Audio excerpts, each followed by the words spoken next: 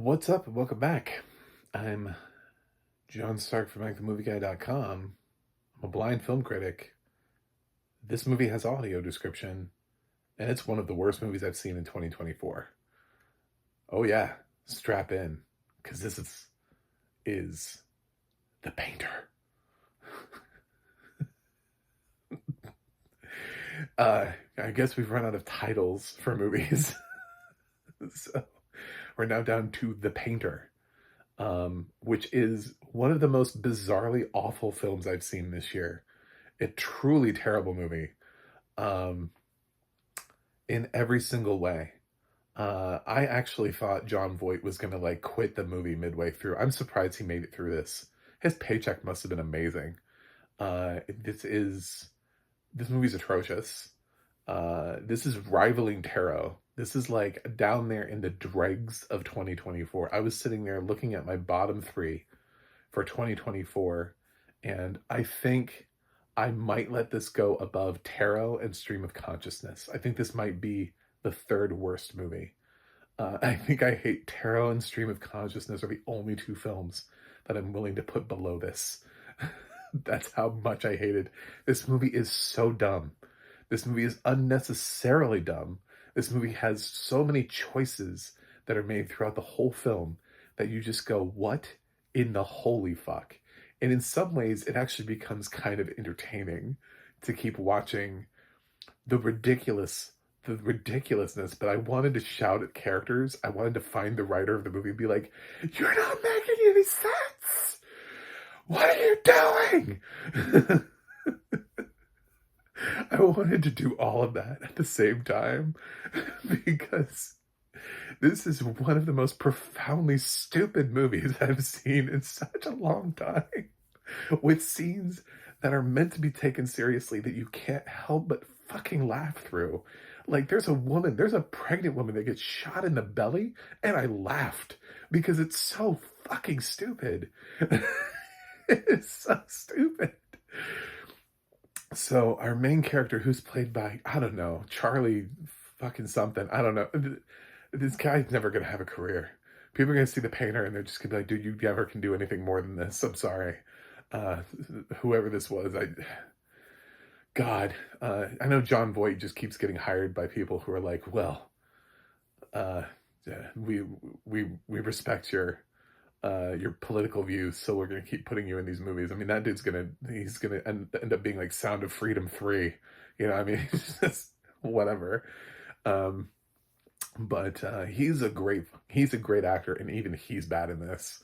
I actually have a review of Reagan where I said he's an odd choice to play a Russian, but for what it was, I thought he did a good job.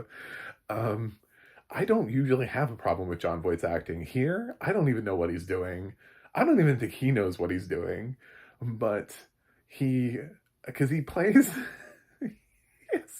he has to play this character who's both an old man and then is this other character, and then like he takes off the prosthetics and he's like, whoa, and I'm like, I hate you.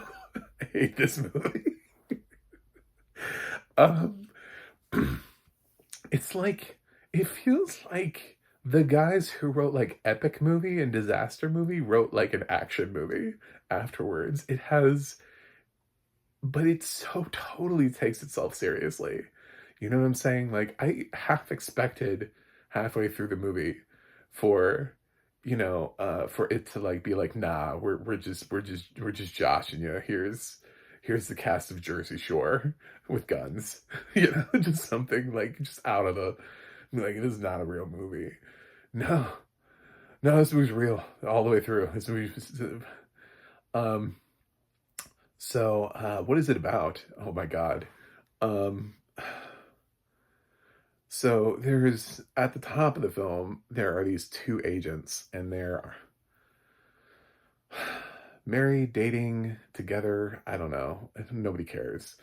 Um, and they're each on like different assignments. She is pregnant, and he's on some other mission or something, and she's supposed to be on like desk duty. I guess they make pregnant agents go in the field, But anyway, so he gets a call where he's supposed to get this information from someone uh, who has information.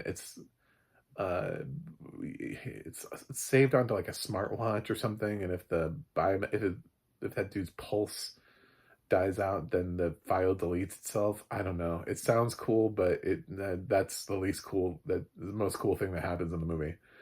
But there's this like really awkward scene between him and John Voight, who like took in this guy as a kid and has like trained him to be like a spy, like a super spy. Like John Voight is at some level in the government. It's sort of really ambiguous where he is. Pop, I think maybe that's Pops or something. I think his actual. I think they just call him Pop in the name.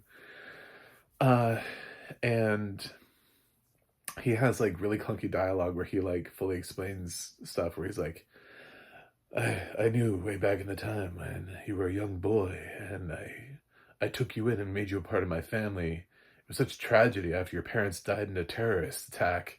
I was like, why are we giving so much exposition and nobody would talk like this.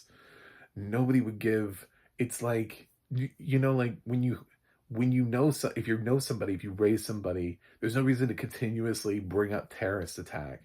Like if you adopt a kid whose parents died in a car accident, you're going to be like, I'm really happy your parents died in a car accident and brought us together. Hey, remember when your parents died in a car accident and it really brought us together as a family? Like the whole terrorist attack angle of it is just put in there and it feels like God. And it's like a warning of writing to come, you know? Nobody feels like they're in cast in any of the roles that they should be in. And this movie is like later on. So we get to the scene, right? So the pregnant, she gets shot, and the audio description was literally like our guy gets shot, like the main guy, and the bullet travels through him and into her belly. And I was just like, are you fucking kidding me? and and then there's like all this like drama of like, oh God, oh no, I can't do this again. And I think they break up because of the trauma. But then lo and behold, somehow this girl pops up, Sophia, who says she's the daughter of that woman and she's gone missing. And she's like, my mom always told me to find you. You're my father. And he's like, what? But of course he won't. Like, we have to like go in a roundabout way where he like refuses to acknowledge what his name is for like 10 minutes of the movie and tries to pretend like he's somebody else, even though this girl clearly knows who he is. He doesn't have amnesia. He just refuses to acknowledge that that's who he is. So it's not until, you know, she mentioned, she's like, I got the painting. I guess he painted something for her. So then we go back to his house where he's obviously like painting things, and there's a painting of her mother, and he's like, come, and she's like, come on, stop painting my mom. Like, stop fucking around. I know who you are, you know, like, he also has this like weird affliction where he has like super hearing. Like, because of the trauma of his event, he can hear people from like freakish distances. So he's like inside his house and he hears like a special ops team like moving around outside. You know what I'm saying? Like at this precise moment in time, they're moving around outside. And it's the most ridiculous thing to give this movie Spidey sense. And then, like I said, then he's also like, he's the painter. And then there's this like, there are these weird government agents who obviously like have nefarious purpose, you know, who are, they're like, oh, we were trying to bring him in for questioning. We think he stole government secrets. From when? From where? Who even gives a shit? This dude's been off the grid. He's just painting. The only reason you care is because that girl wandered in there. He hasn't been doing anything. What the fuck did you send a special ops team to his house for? It's so... like, there aren't even answers to these questions. You just get them, like... obviously a lot of time has passed because if they did have a baby, she's a grown, like teenager slash adult now, basically. So a severe amount of time has passed. John Voight is in a completely different role in the government, where he's now like in some sort of like conciliatory position where they just go into rooms and they ask him, or they're like, "Oh, we gotta tell Pops," but he doesn't seem to have any sort of like real leadership or anything. Like he can't tell people what to do. He's just somebody that they consult with. I don't know. Um, yeah, this movie is just, and it just gets worse and worse and dumb and action sequences. And this is from Paramount's Republic label. Now, not everything they've slapped that Republic label on has been bad. So that's not an excuse. I don't know what's up with this movie. This movie is hot garbage. Easily one of the worst movies I've seen this year. The audio description is going to be thankless because it can't save the movie. The movie just is what it is. Just really bad dialogue. Nobody who seems like they're right for anything, although it's really tough to tell because I think everybody's trying to act, but what they're saying is so dumb, is so profoundly stupid and given often no context or it makes no sense that you're just like, I think you guys are good actors, but nobody will ever be able to tell. This is one of the most inept, uh, horrifically made movies I've seen this year. It is profoundly on the worst of the year list, just easily, just out of nowhere. I just saw The Painter and I was like, good God,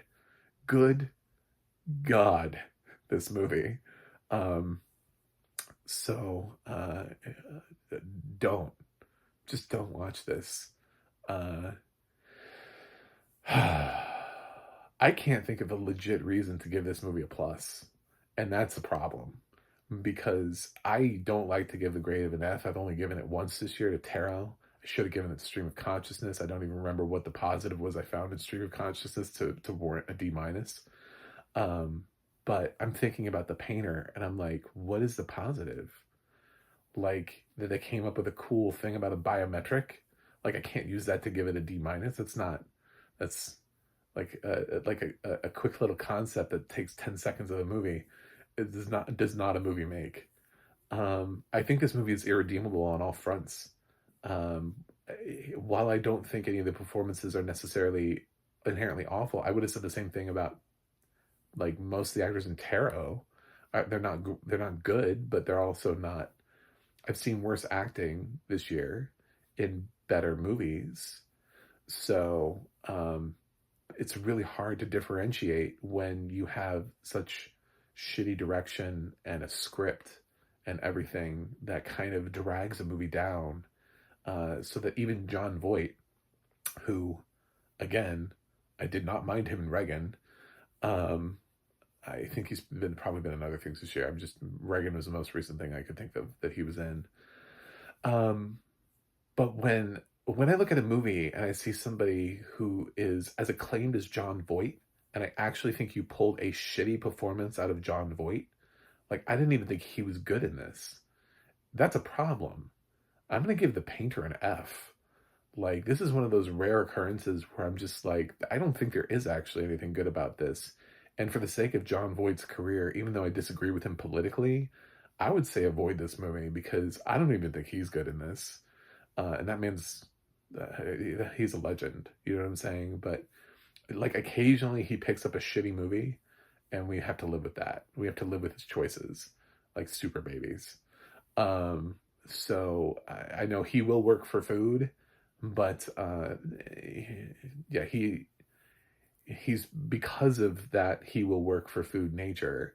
Occasionally, he does find himself in a movie where it doesn't really matter what he's doing because there's nothing. He's being given nothing, and he can't make something out of nothing.